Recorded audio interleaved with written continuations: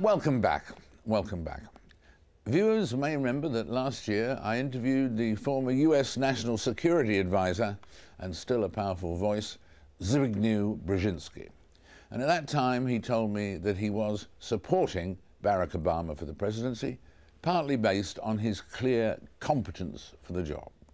Well, I met up with Mr. Brzezinski again in Washington and began by asking him if, after a few weeks in office, Mr. Obama has lived up to his expectations. I had the sense, particularly at the very first meeting, that this is a person who has a deeply reasoned but also instinctive grasp of what is new about our age, what is new about the century, and what it therefore implies for America's role in the world. And that is what really impressed me. As to the first weeks of his administration, I would say that he has obviously demonstrated that he is a take-charge guy and that he's prepared to grapple with the challenge that America faces in a fashion that is comprehensive and determined. There are some things that one could pick bones with. You know, perhaps he should have not moved so rapidly on the new transformational budget, but first concluded a resolution of the financial dilemmas that we confront, having already refined and gotten approved a stimulus package. We now are, to some extent, paying the price of some hesitation on the financial front. He obviously has been somewhat diverted from foreign policy issues, and some of that has been delegated, therefore, more to the Secretary of State, Mrs. Clinton. But by and large, I just dread the thought what it would be like if we still had George W. Bush as president. So that's the thing you come back, that's the real positive you come back with. Well, it's more than that. It's an endorsement, it's an expression of confidence, it's an acknowledgement of the complexities and difficulties of the moment, and it's a reaffirmation of a fundamental contrast between the capacities, the competence that he has, and its, sad to say, very evident absence during the presidency of the previous incumbent. And what are your current feelings about an era you know better than most people, going back to 1976 and the Carter administration? What are your current views on Afghanistan? What should be the next move there? Well, I think, in a sense, the two extremes you have postulated are exactly that, extremes. I don't think it's going to produce a world war of some sort, but it certainly is not insignificant. What concerns me the most is that if we're not smart about it, we're going to get bogged down in Afghanistan and Pakistan. And we have been bogged down in Iraq for 5 years. This is a much more serious problem, and its scale is much greater. If we're going to be bogged down for 5 and 5 and 5 and 5, in other words, 20 years or so, which we could be, what is this going to do to our position in the world, to our economic, financial stability, to our domestic consensus, to our ability to maintain alliance relationships, to our ability to respond effectively to challenges and threats from others? It's going to be devastating. So we have to ask ourselves, what objectives in that context are attainable? How do we pursue them? And how do we limit the degree to which our engagement is primarily military rather than political? In other words, reverse that balance between the military and the political in favor of more political. And in that context, seek objectives that may be short of perfect, but better than a kind of fatalistic engagement which sucks us in more and more. When you were talking just now, one intriguing thought was when you mentioned Pakistan, because we normally think of Pakistan as an ally, but you were implying that it could become a battleground.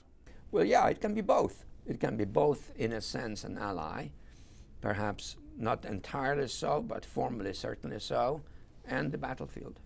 And therefore, one has to say to oneself, what does it mean to be engaged in that kind of a conflict, in that kind of terrain, with peoples who number about 200 million put together, who are good fighters, and as you know, and as we know, and as the Russians have learned.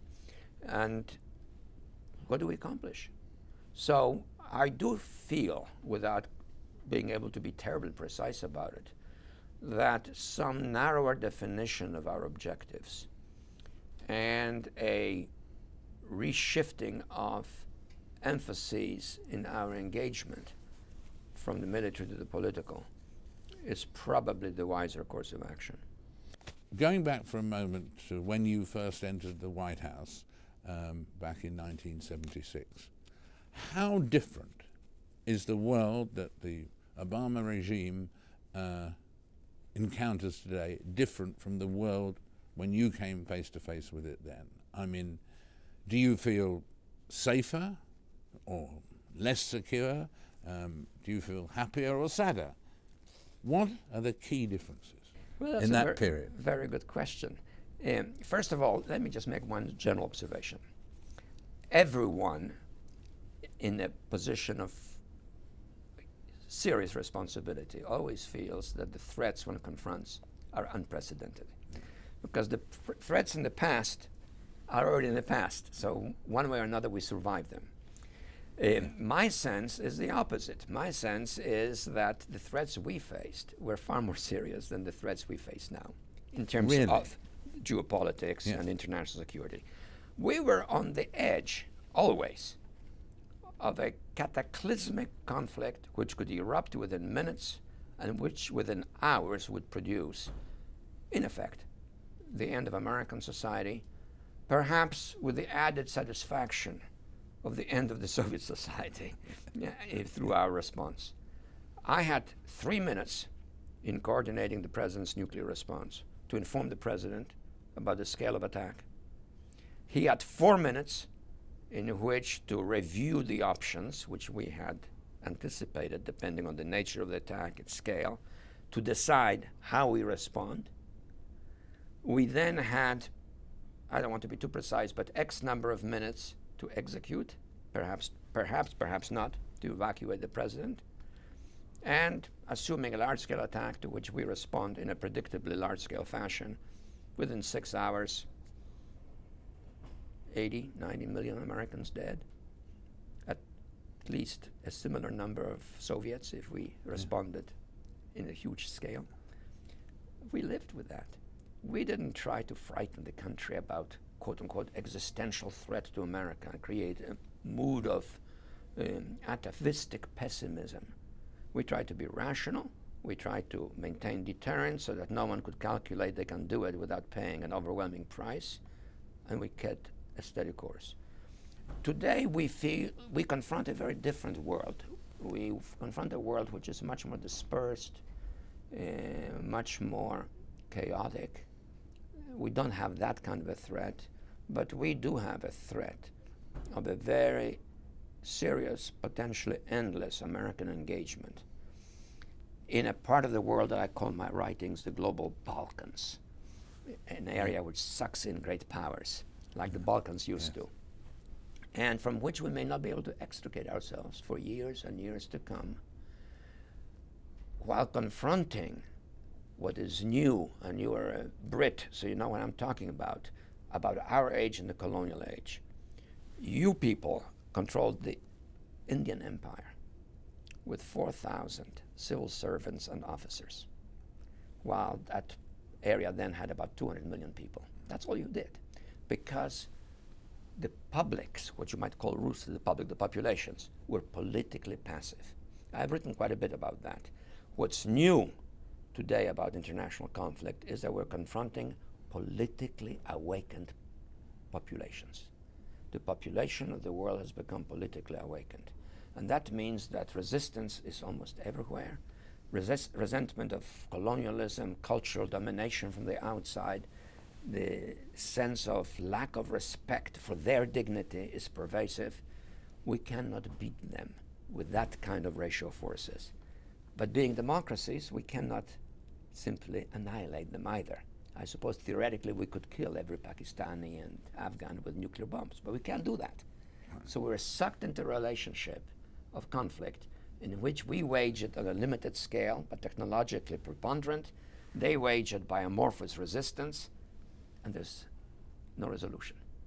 That is a terrible danger for all of us and for the Western world particularly. Dr. Brzezinski, thank you for those seminal thoughts. Thank you. Zbigniew Brzezinski. And that's it for this week. Do join us again 7 days from now for another Frost Over the World.